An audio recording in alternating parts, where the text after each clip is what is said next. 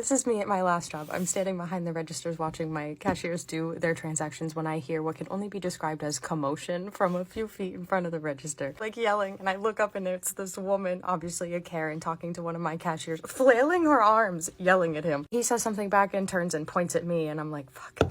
I know it's time. I gotta go talk to him. So I walk up and I look at the woman and I go, hi, how are you? I'm not great. Are you a manager? Yes, I am. How can I help you? My cashier runs away from this woman. So now it's just me and her dueling. Something terrible has happened. I grabbed a cart. Sorry. This one is just so stupid. I grabbed a cart and I went to go grab a cart wipe and there were none. Oh, I'm so sorry. Don't be sorry. Get me one. No, like, I'm sorry because we don't have cart wipes anymore. They took away our little stand and they don't send us anymore. Who is they? Oh, that would be the people that make a lot more money than me and make the decisions about what is and isn't in the store. Something I don't do. I am so sick of your excuses. Go get some. That's a direct quote. This next part is all verbatim. I'm so sorry, I can't just go get some. Corporate makes that call. Well, where is corporate? Corporate is everywhere. They're all around us. What the fuck is that supposed to mean? They are an omnipresent and all-knowing source that surrounds us all and makes little decisions like that. So unfortunately, I can't get you a cart wipe because I don't have any to give you. But if I had them, I would definitely give you one. I promise. How do I make a complaint? You can call corporate. How do I call corporate if they don't have a phone number? Who said they didn't have a phone number? They have a phone number. I don't want to call them. I want a cart wipe. I can offer you some spray on a brown paper towel, but that's about it. Thanks for nothing. And then she was gone. Oh my god. Just as an end note, also, I don't remember if it was the stand that got taken away or if they just stopped sending us the cart wipes and therefore the stand did not need to be out there empty anymore. I can't remember which one, but either way, we didn't have cart wipes and it was corporate's decision, not mine. And that's the end. Bye! Welcome to part 3 of part 0, the background lore, before we get into the good shit in part 1. This is the one where I tell you everything I think that I did wrong during this whole scenario. Obviously, I was not 100% without fault in this situation, so I'm going to tell you where I fucked up. I'm also going to preemptively address some of the things that they later said about me, so that when we get to that point in the story, you are just as angry as I am knowing the truth. Basically, I'm addressing, like, the issues they had with me, and I'm kind of exposing myself, because I'm going to tell you things about myself that are not cute. The first thing is Marigange.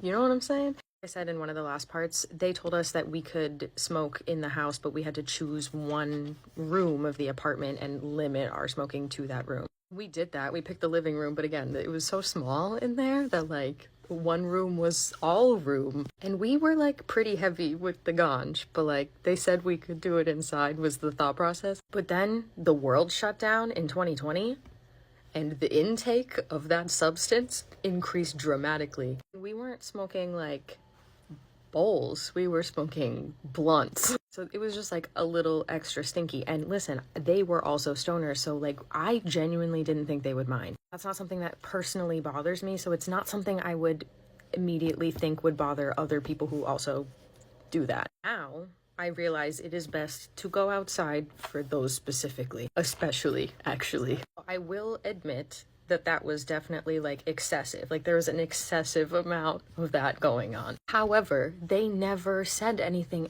about it ever until like the end when everything was blowing up. Like maybe it wasn't exactly the end, but they let it fester for a while and then like blew up. I actually don't know if it was to me, my text messages, because I tried to look for it and I couldn't find it, but I know that it was like brought up as an issue later down the line as a response to us raising an issue. While I am obviously irritated that they like didn't bring it up as an issue like earlier on so that we could have just stopped and gone outside and it would not have been an issue, also recognize that yes, that is super annoying. I would have fixed that, but their reasoning was like, you should have known, which is kind of the pattern. Second thing I did wrong is, okay, something you need to know about me. I am a very, very, very messy person.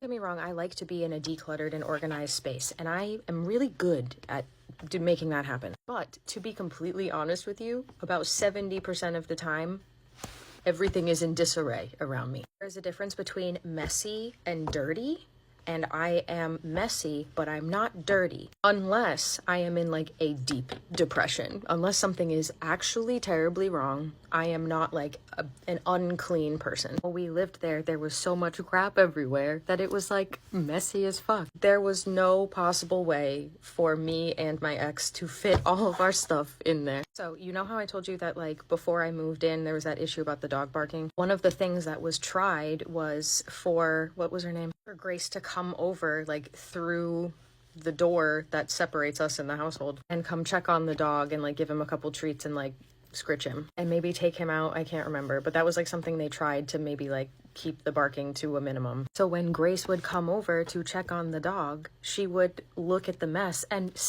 there are videos of her taking pictures of our shit and actual shit, because my ex would have to corral the pup in the kitchen where the linoleum is so that like put down a pee pad, and he had really great aim. Sometimes he would miss, and that way it would get on the linoleum, which is easily cleaned, instead of being in the carpeted room. And literally one time he took a shit like off the pee pad, and she came in and took a photo of it, and she thought she was off camera.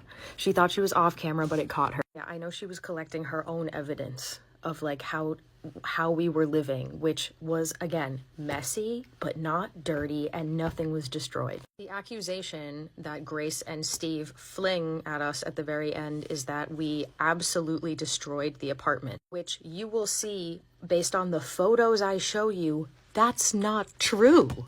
That is a lie. Keep in mind, though, that them saying we destroyed the apartment was literally the response to us saying, hey, why'd you break in? So, and again, we will get there. It was fucking spotless. I will show you later. Third thing I did wrong was sugarcoat my confrontations to the point of them being so much less effective. And I would raise an issue to them that was major, as you'll see. I did a lot of, hi, sorry to bother you. I hope this isn't like super inconvenient to ask you to do this, but can you blah, blah, blah, blah, blah.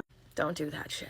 If you do that shit, stop doing that shit. Don't send novels explaining yourself for things. I am an over-explainer. Obviously, we're on part 3 of part 0. I would always rather over-explain than under-explain because I hate to be misinterpreted. But I did not, at this point, the stories that I'm going to tell you, at that point, I did not really have that skill set nailed down. It was hand in hand with like enforcing your boundaries. Like you have to feel, okay, that is a trauma response because you inherently feel like your needs are not, that you feel like they can't stand alone without all of this like context. When you ask for something, especially if you are entitled to that thing, like if I'm paying for an apartment and I raise an issue about the apartment, it's like a need that I have that is valid and legal to have. And yet I am so insecure that I don't feel like that need can stand alone. It's a thing that a lot of women experience, and especially if you are a neurodivergent woman. And that's something I did for a very long time because I didn't know how to articulate my needs properly and believe that they were important enough to be respected. There's a trauma response from years and years and years of needing to do that and communicate in that very soft and gentle way and like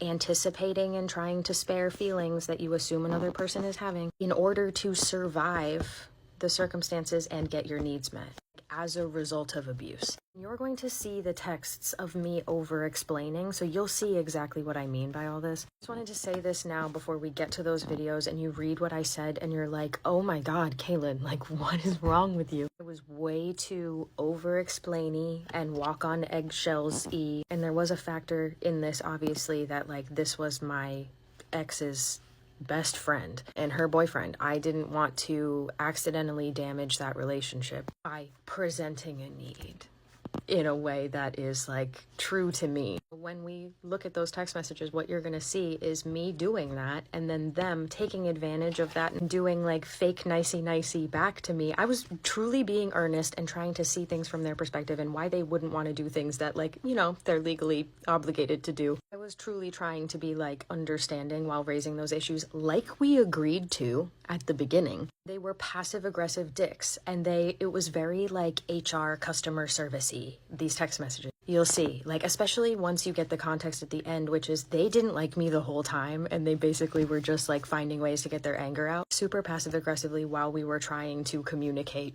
properly. I wish I had been way more direct. For me, that whole experience was very much a lesson in like clear communication. They were not communicating at all except to be jerks. So, like, keep that in mind also. Obviously, I'm bitter. This is all biased, you know? But, like, genuinely fuck them, quite frankly. On a similar note, one of the things that they said in the big final blow-up fight that they cited as a reason that they didn't like me was that every time we hung out, all they did was hear, like, long-winded, one-sided narratives from me. What they're describing is me telling stories. Talking to them about, ready?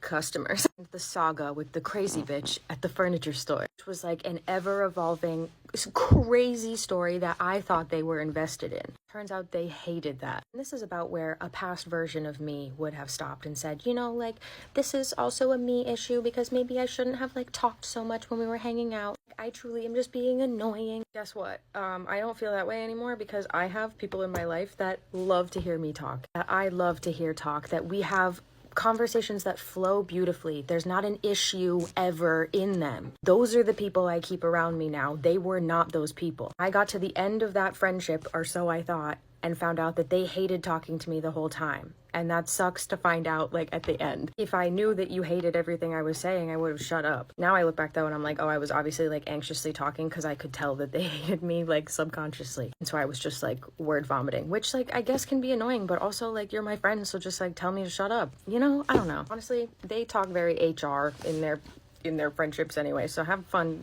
chatting about what you want to chat about. I want to talk about space and weird stuff. They said I had negative energy. I'm taking it personally now because I know they were just flinging insults at the wall trying to distract from their illegal activities, so. All right, we are done with the background lore. I'll see you in part 1.